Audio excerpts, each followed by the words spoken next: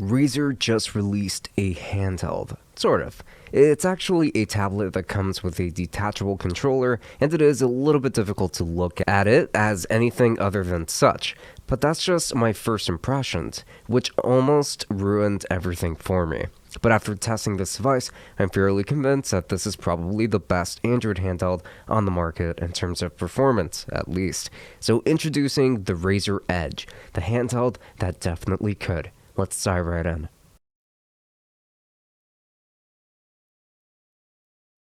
So I'm quickly going to discuss something before I touch on the exterior design. So like I said in the introduction, this device is actually split into two, and it's the tablet portion itself along with the Razer Kishi V2 Pro controller. These two will plug together through the USB-C port on this tablet, and there you go. That's your Razer Edge.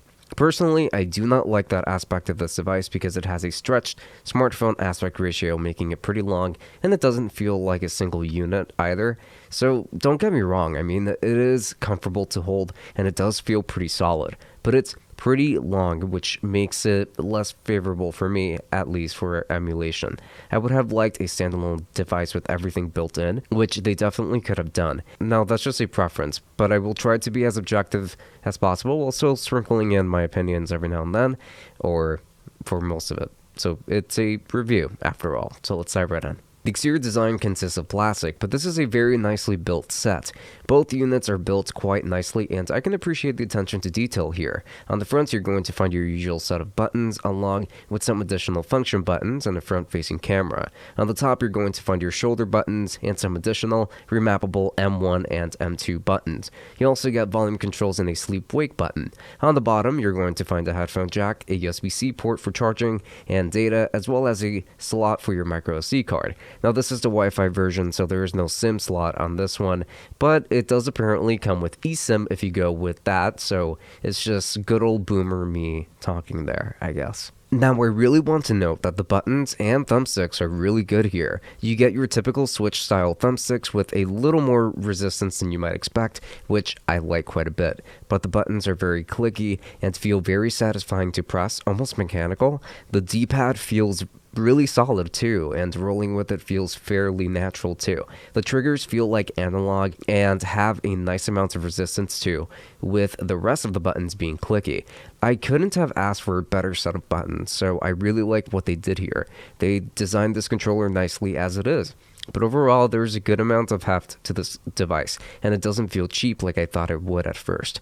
Honestly, in executing this product, I have to say, good job to Razer. So this device features a 6.8-inch Full HD plus 144Hz AMOLED display, and it does look amazing. You do get really rich colors with deep blacks and really bright whites. This is a sight to behold on any handheld, and it looks amazing here, quite frankly. While the aspect ratio is clearly suited for mobile gaming, I don't really love that, because I don't play a ton of mobile games and do mostly retro gaming and game streaming, but I guess that's mostly my issue.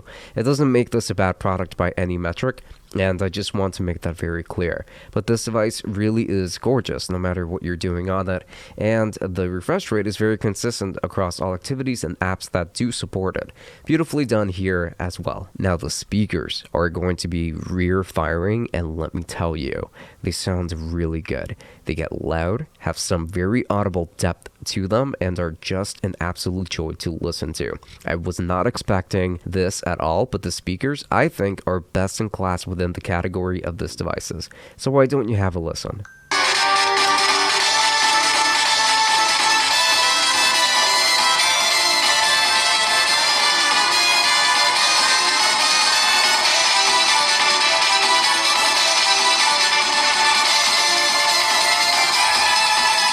This device features a Snapdragon G3X Gen 1 CPU, 6GB of RAM, 128GB of storage, which is expandable by up to 2TB if you wanted to, and a 5000 mAh battery. Now the specs are pretty great on this device.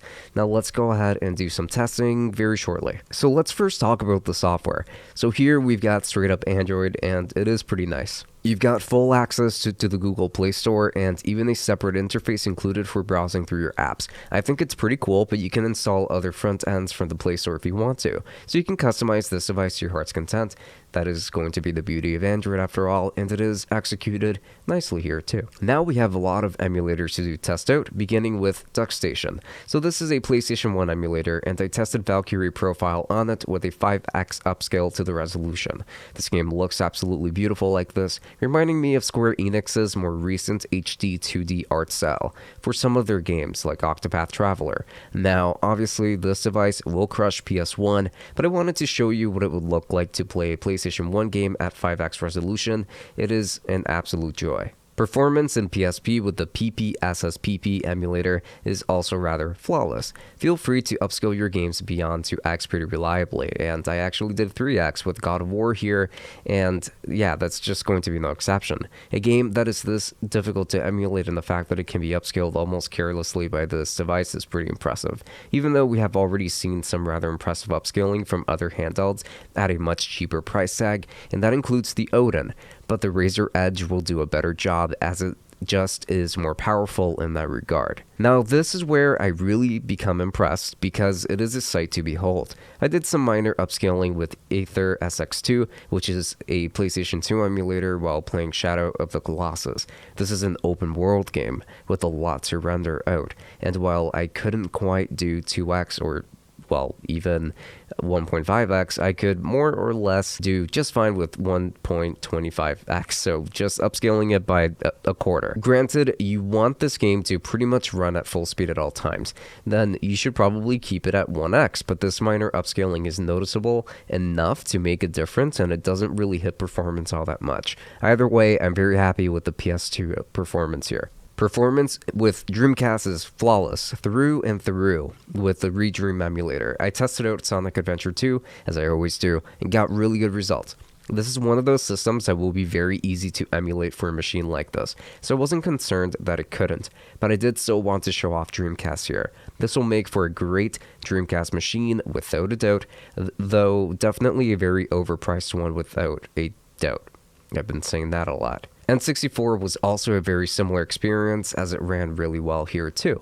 There almost is no point to testing lower end systems out, but I figured that many people would still want to see what you can do through the power of emulation on a machine like this. Everything runs very smoothly with plenty of room for upscaling if wanted. Now when it comes to GameCube, through the Dolphin emulator, just the one that you would get from the Play Store, it is going to be absolutely beautiful. I fired up Twilight Princess and came across zero issues while running it, and I even did some upscaling to 2x. This device is more than well suited for these higher end systems, and it really goes to show with games like this. Now granted, you should probably keep most of your games at 1x just to make sure that they can run well, and the fact that this is an OLED screen only makes these games look even better. I'm perfectly comfortable playing GameCube games on this device, and would even strongly recommend it if you wanted a solid GameCube machine. Now quickly, I also wanted to test out PlayStation Vita emulation, and I wanted to test out Nintendo Switch emulation, but I wasn't able to, because I couldn't get the emulator set up properly.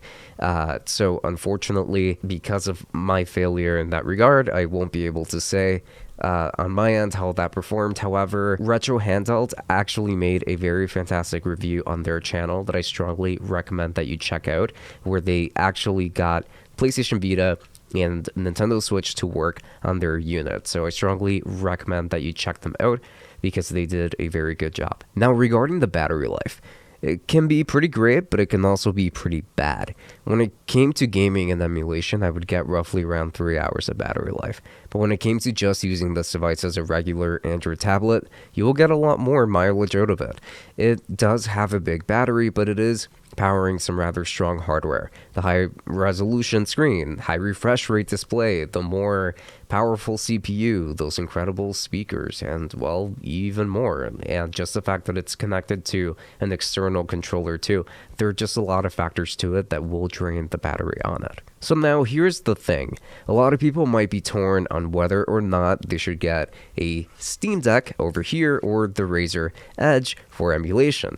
There is no doubt that the Steam Deck is a better emulation beast because it can run up to PlayStation 3 pretty well, actually.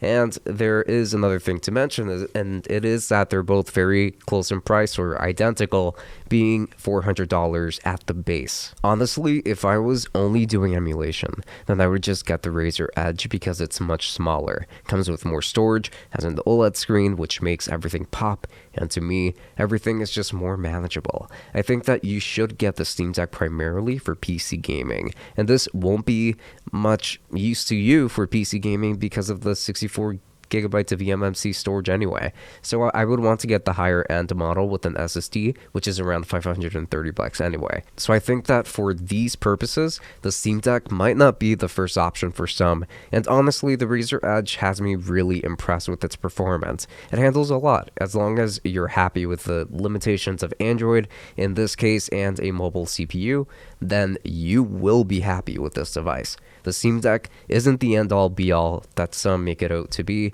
and sometimes there are just better options for different people, and that's okay. So yes, strongly recommend it. So thank you so much for watching this video all the way up until the very end. I do very much appreciate it, and I am going to leave affiliate links to the Razer Edge if I can find any to Amazon, but if I can't, then I'm just going to leave a regular link to Razer. But with that said, if I do leave an Amazon affiliate link, if you were to use that link, you would be helping out the channel quite a bit, so I would appreciate that quite a bit. But again, I probably won't find an Amazon one, so I'll probably end up leaving a Razer link. You can also find me, by the way, on Twitch, where I have been streaming more often, and I like to have some conversations over there, have a little bit of fun, so please make sure to stop by. I'd love to talk to you. Links down below. There's also my Instagram. I don't post there too often, but hey, I mean, if you want to reach out for whatever reason, there is that, so links to that down below. Now, with that said, this has been Francisco from Tech Summit. Thank you for watching, and until next time, enjoy.